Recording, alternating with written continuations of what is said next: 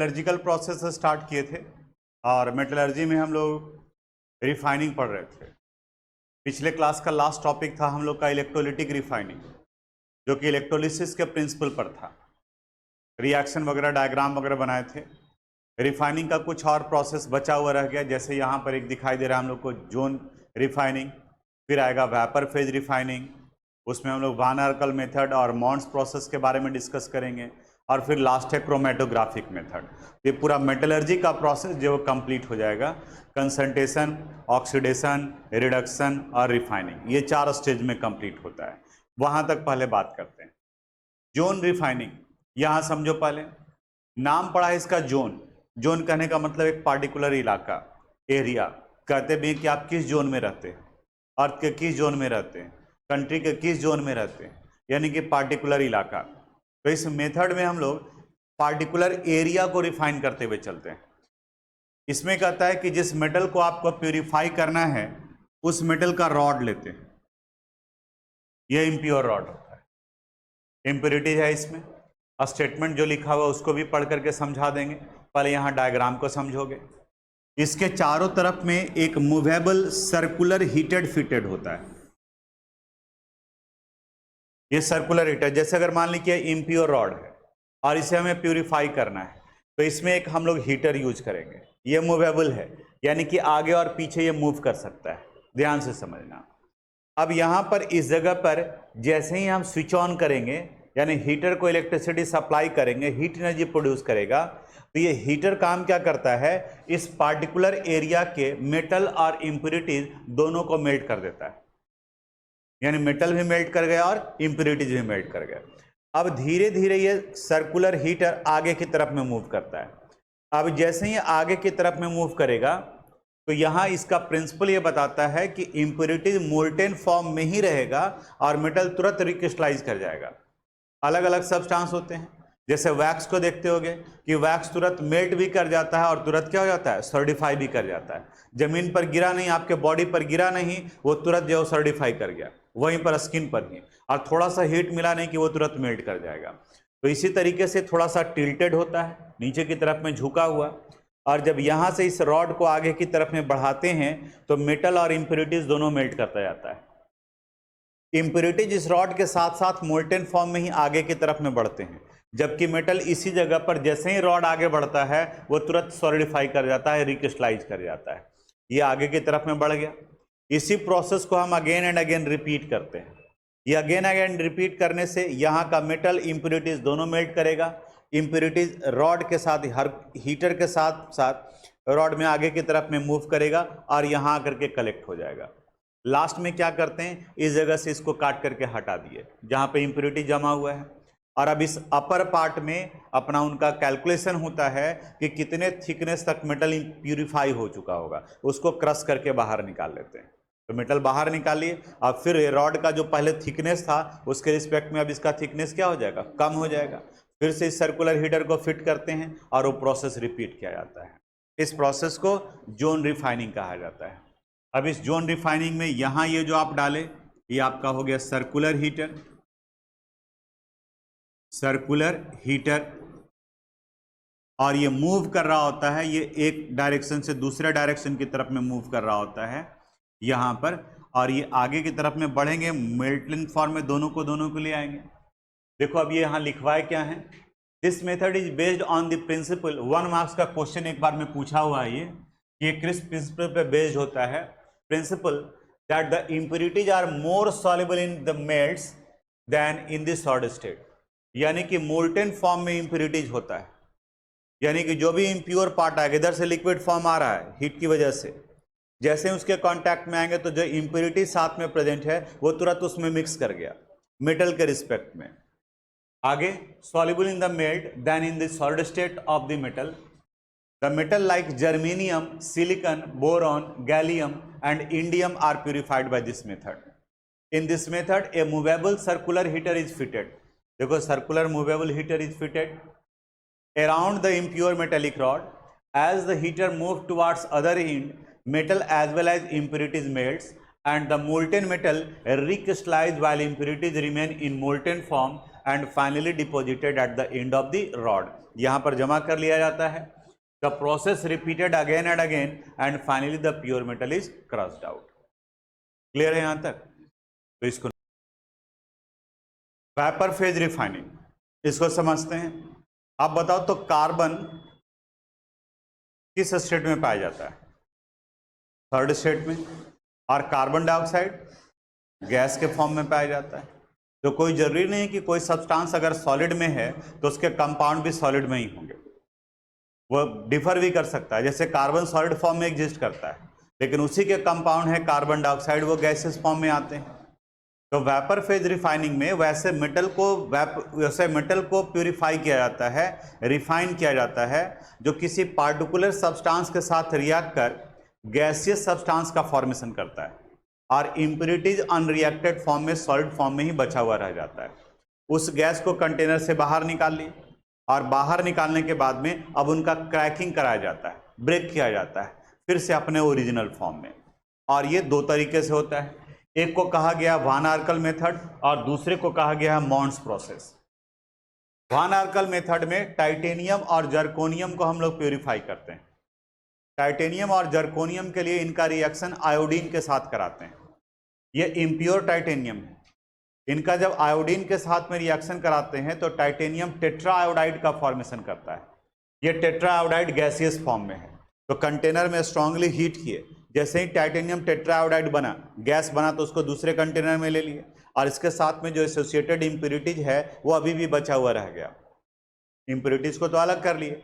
अब पर्पस रहा हमारा कि हम टाइटेनियम लिए थे तो हमें चाहिए भी क्या? टाइटेनियम ही चाहिए। अब इस इम्प्योर को फिर पास कराते हैं टंगस्टन के फिलामेंट पर। Tungsten W high melting point होता है इनका, बल्ब के फिलामेंट बनाने में इनका इस्तेमाल किया जाता था। वहां पर जब इसका हाई टेम्परेचर पे सप्लाई करते हैं तो एक क्रैक कर जाता है, ब्रेक कर जाता है टाइटेनियम में, और फिर से क्या बचा रह गया? आयोडीन। जो मेथड टाइटेनियम के लिए अप्लाई हुआ वही मेथड जर्कोनियम के लिए भी हुआ। यहां पर भी उसी तरीके से रिफाइन किया जाता है। एक और होता है जिसे मॉन्स प्रोसेस कहते हैं।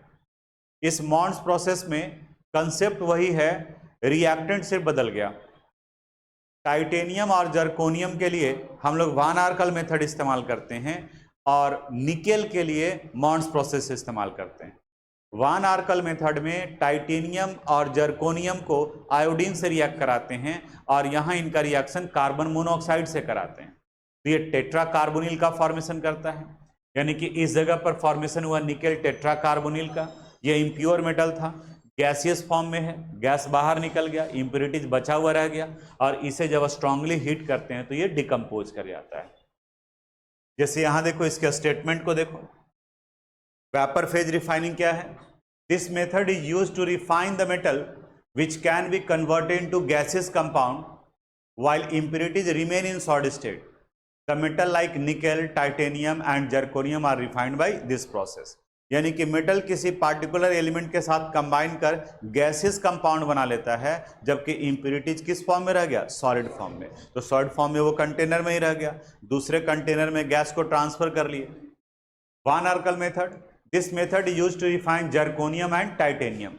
स्क्रीन में ऊपर सबसे पहले दिखाई दिया था निकेल, टाइटेनियम एंड जर्कोनियम। तो इन तीनों में से टाइटेनियम और जर्कोनियम के लिए वान आर्कल मेथड, और निकेल के लिए मॉन्स प्रोसेस। इसमें करते क्या है? In this method the impure metal is heated with iodine in an evacuated vessel which convert them into gaseous iodide. जैसे रिएक्शन में बताया हम लोग, टाइटेनियम टेट्रा आयोडाइड का फॉर्मेशन करता है, which separated from container while impurities remain in the container. The gaseous compound is then strongly heated on tungsten filament at high temperature.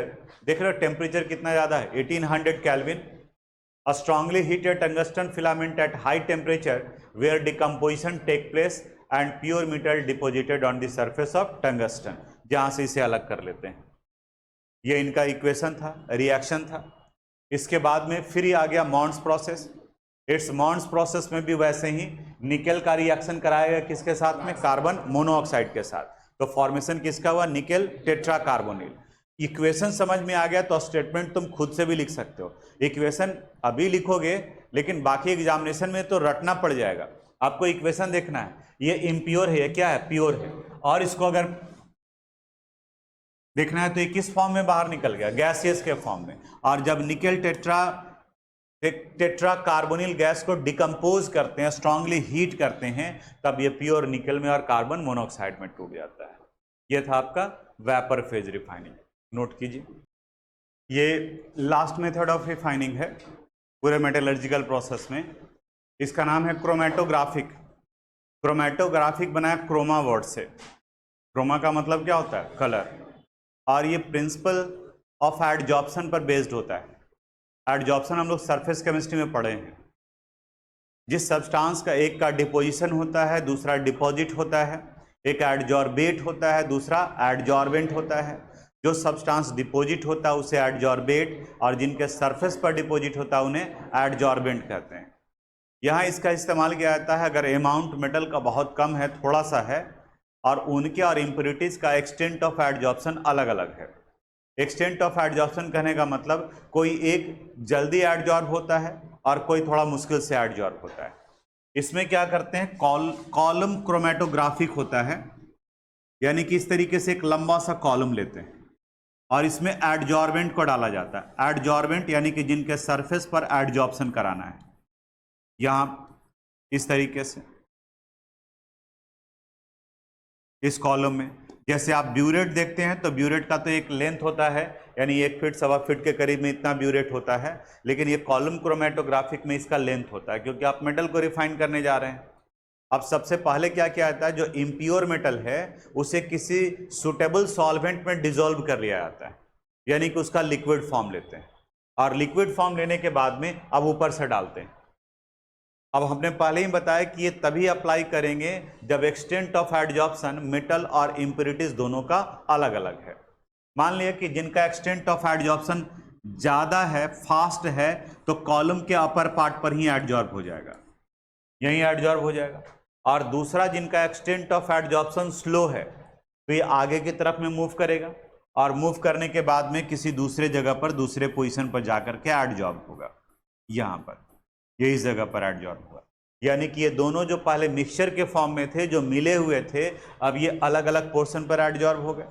तो पहला काम ये करा लिया गया कि इम्प्योरिटीज और मेटल जिनका एक्सटेंट ऑफ एडजॉर्प्शन अलग अलग है, उन्हें अलग अलग पोर्शन पर एडजॉर्ब करा लिया गया। अब दूसरा काम है इन्हें सेपरेट करना। अब सेपरेट करने के लिए हम लोग देखेंगे कि पहले ये किस वाले सब्सटेंस में सॉल्युबल है और ये इनसॉल्युबल होना चाहिए। नहीं तो वैसे सॉल्वेंट को डालेंगे जिसमें दोनों सॉल्युबल है तो फिर मिक्सचर बन जाएगा। अब हम वही डालेंगे जो सिर्फ इसको डिसॉल्व करे, ये बचा हुआ रह जाए। तो ऊपर से सॉल्वेंट डालेंगे तो ये वहीं पर डिपोजिटेड रहेगा, एडजॉर्ब रहेगा, और ये वाला पार्ट डिसॉल्व होगा और फिर नीचे की तरफ में बाहर निकल जाएगा। फिर उसी तरह से इसको सेपरेट कर लेते हैं। ये स्टेटमेंट को ही देखो यहाँ पर, this method is used to refine the metal which extent of adsorption is different from the associated impurities. पहला लाइन क्लियर है, यानी इस मेथड का इस्तेमाल वैसे मेटल को प्यूरिफाई करने के लिए करते हैं जहां इम्प्योरिटीज और मेटल दोनों का एक्सटेंट ऑफ एडजॉर्प्शन वैल्यू अलग अलग होता है।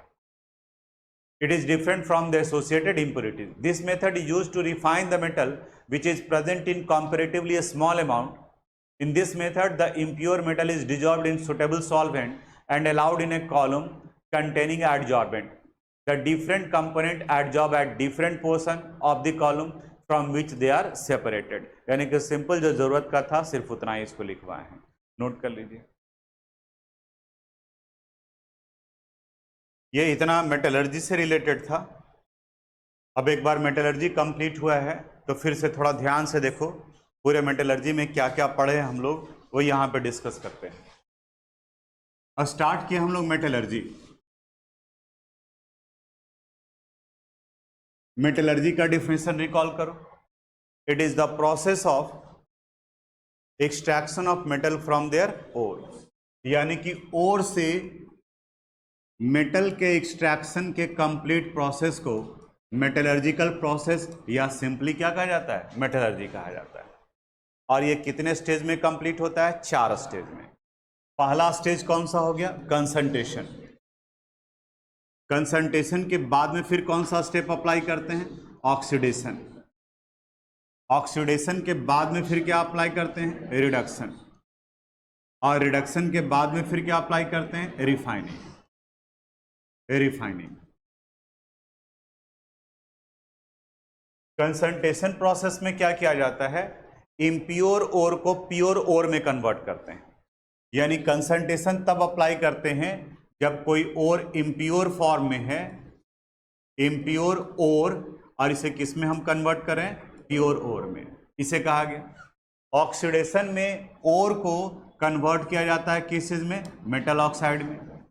रिडक्शन में मेटल ऑक्साइड को कन्वर्ट किया गया किस में, मेटल में। अभी ये मेटल इम्प्योर हो सकते हैं और इसे रिफाइन किया जाता है, तब ये कन्वर्ट किया जाता है मेटल किस फॉर्म में, प्योर फॉर्म में। ये रिफाइनिंग हुआ। कंसंट्रेशन हम लोग कई तरीके से पढ़े थे, याद करो थोड़ा सा। कंसंट्रेशन में फर्स्ट क्या आया था, हाइड्रोलिक वॉशिंग। कैसे ओर्स को कंसंट्रेट करते हैं, वैसे ओर्स जो खुद हेवियर हो और एसोसिएटेड इंप्योरिटीज लाइटर नेचर का हो। तो पानी के साथ बह करके इंप्योरिटी चला गया और ओर नीचे बॉटम में बैठा हुआ रह जाता है। हाइड्रोलिक वॉशिंग के बाद में आ गया फ्रोथ फ्लोटेशन। ये उल्टा, फ्रोथ फ्लोटेशन प्रोसेस में वैसे ओर्स को कंसंट्रेट करते हैं जो खुद लाइटर हो और इंप्योरिटीज हेवियर हो, जो बॉटम में सेटल डाउन करके बैठ जाता है। फ्रोथ फ्लोटेशन के बाद में फिर हम लोग पढ़े मैग्नेटिक सेपरेशन। मैग्नेटिक सेपरेशन में वैसे ओर्स को कंसंट्रेट करते हैं जिसमें आइदर ओर और इंप्योरिटीज मैग्नेटिक नेचर का होता हो, वो मैग्नेटिक सेपरेशन से। मैग्नेटिक सेपरेशन के बाद में फिर एक पढ़े हम लोग लीचिंग। केमिकल सेपरेशन भी कहा जाता है, जिसमें ओर और इंप्योरिटीज इन दोनों का रिएक्टिविटी किसी केमिकल सब्सटेंस के साथ में अलग अलग होता है। और बोलो, और कोई मेथड था क्या कंसंट्रेशन में? ये इतना मेथड कंसंट्रेशन में था। कंसंट्रेशन के बाद में आ गए हम लोग ऑक्सीडेशन में। ऑक्सीडेशन दो तरीके से कर सकते हैं। अगर कार्बोनेट ओर है तब इनका ऑक्सीडेशन किससे करते हैं, कैल्सिनेशन से। और अगर ये सल्फाइड ओर है तो इनका कंसंट्रेशन करते हैं रोस्टिंग से। कैल्सिनेशन में ओर्स को स्ट्रांगली हीट करते हैं in the absence of oxygen, जबकि रोस्टिंग में सल्फाइड ओर को हीट करते हैं in the presence of oxygen. इसके बाद में आ गया रिडक्शन। रिडक्शन को फिर हम लोग तीन कैटेगरी में बांटे, ऑन हीटिंग एलोन। फिर क्या करना है, हीट करना है। कौन से मेटल को रिमूव कर सकते हैं इसमें, जो लिस्ट रिएक्टिव मेटल होता है। दूसरा, जो मॉडरेटली रिएक्टिव मेटल होता है वहां पर हम लोग इस्तेमाल करते हैं रिड्यूसिंग एजेंट का। और जो हाईली रिएक्टिव मेटल है उसके लिए हम लोग इस्तेमाल करते थे इलेक्ट्रोलिटिक रिडक्शन। ये तीन मेथड था। तो होना क्या चाहिए, थ्योरेटिकल पार्ट है तो ये लिखा हुआ हो तो तुरंत आपके दिमाग में आना चाहिए कि एक्चुअली हम लोग किए क्या, हम लोग पढ़े क्या हैं। और फिर अगर भूल रहे हैं तब वहां पर फिर से रटना नहीं है। इसको रटना तो बहुत डिफिकल्ट है, आपसे एक पैराग्राफ भी नहीं लिखा पाएगा। रटना नहीं है, उसको अपना लैंग्वेज दीजिए, खुद से लिखिए। जैसे जिस तरीके से आपको लिखना आता है उसी अनुसार से छोटा छोटा सेंटेंस बना कर कहीं लिखिए, और वो जरूरी है, बगैर उसके काम नहीं चलने वाला है। इसके बाद में रिफाइनिंग। रिफाइनिंग में इंप्योरिटीज को मेटल से हम लोग अलग करते हैं। It is the process of removal of impurities from metal, metal से अलग करने के लिए। रिफाइनिंग में सबसे पहला मेथड क्या पढ़े थे, जो बताओ, ऑक्सीडेटिव रिफाइनिंग। ऑक्सीडेटिव रिफाइनिंग में इम्प्योर मेटल को लिमिटेड सप्लाई ऑफ ऑक्सीजन में हीट करते हैं तो कार्बन, सल्फर, ये सभी ऑक्साइड्स के फॉर्म में बाहर निकल जाते हैं, इम्प्योरिटीज। इसके बाद में फिर कौन सा था, कौन, डिस्टिलेशन। डिस्टिलेशन में वैसे मेटल्स को रिफाइन करते हैं जो गैसियस फॉर्म में होता है, जिनका बॉइलिंग पॉइंट वैल्यू कम होता है इम्प्योरिटीज से। तो हीट करते हैं तो मेटल वेपर में कन्वर्ट कर गया और इम्प्योरिटीज बचा हुआ रह जाता है। फिर कौन सा मेथड था, लिक्वेशन। ये बॉइलिंग पॉइंट पर बेस्ड था और ये मेल्टिंग पॉइंट पर। तो स्लोपिंग हर्थ पर डालते हैं तो मेटल मेल्ट करके नीचे बॉटम की तरफ में और इम्प्योरिटीज ऊपर में बचा हुआ रह जाता है। फिर बताओ कौन सा मेथड था, इलेक्ट्रोलिटिक रिफाइनिंग। इलेक्ट्रोलिटिक रिफाइनिंग यानी कि इलेक्ट्रोलिसिस प्रिंसिपल पर बेस्ड था, इसके बारे में पढ़े थे हम लोग। इसके बाद बताओ फिर क्या था, जोन रिफाइनिंग, यानी कि ये प्रिंसिपल पर बेस्ड होता है कि इम्प्योरिटीज मोल्टेन फॉर्म में ज्यादा सॉल्युबल होता है मेल्ट्स में in comparison to metal in solid form. इसके बाद में फिर कौन सा, vapour phase refining. Vapour phase refining में वैसे मेटल को रिफाइन करते हैं जो किसी पार्टिकुलर सब्सटेंस के साथ रिएक्ट कर गैसियस कंपाउंड बनाता है और इम्प्योरिटीज फिर से भी वो सॉलिड फॉर्म में ही बचा हुआ रह जाता है। फिर लास्ट में कौन सा आ गया?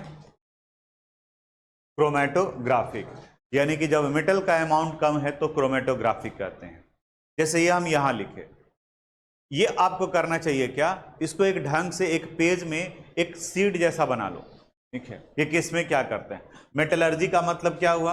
ओर्स को किस में कन्वर्ट किए, यानी अगर सिस्टमेटिक तरीके से लिखे तो ऐसे कर सकते हैं, ओर्स को कन्वर्ट किए किस में? मेटल में। तो इस प्रोसेस को क्या कहा गया? मेटलर्जी।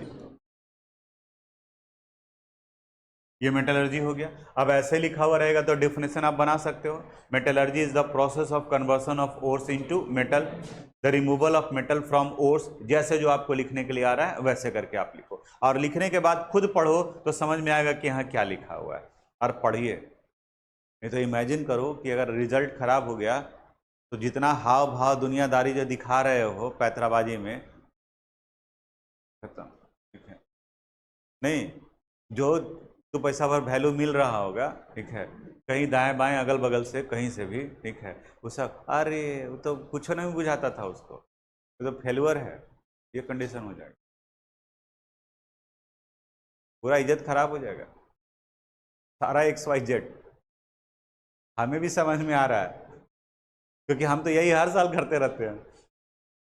तुमको लगता होगा कि हम ये पहला बार कर रहे हैं, इनको समझ में नहीं आ रहा है कि हम क्या कर रहे हैं, लेकिन इस सारे में हम बहुत कुछ बता दिए।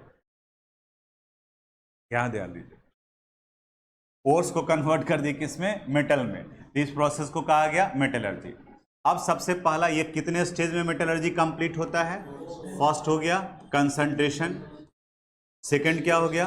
ऑक्सीडेशन, थर्ड क्या हो गया? रिडक्शन, और फोर्थ क्या हो गया? रिफाइनिंग। ये रिफाइनिंग हो गया, पूरा लिखेंगे ऑक्सीडेशन, रिडक्शन और रिफाइनिंग।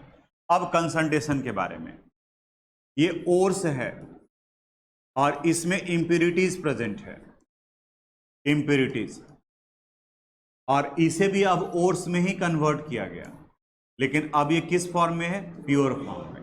तो इस प्रोसेस को कौन सा प्रोसेस कहा जाएगा? कंसंट्रेशन। देखो द डेफिनेशन पता चल गया। Concentration is the process of removal of impurities from ores, refining is the process of removal of impurities from metal, उसमें मेटल से इंप्योरिटीज रिमूव करते हैं। ऐसा करने में आपको चैप्टर पढ़ा हुआ है आधा घंटा लगेगा, और रिवीजन करने में आपको 5 मिनट लगेगा। एक पेज में आप देखेंगे तो हाँ ये पार्ट हमको ध्यान में आ रहा है, ये पार्ट ध्यान में आ रहा है, ये पार्ट ध्यान में रह गया, तो फिर सेकेंड वाला पार्ट बाकी रह जाएगा आपका रिएक्शन, उसके ऊपर में फोकस करना है।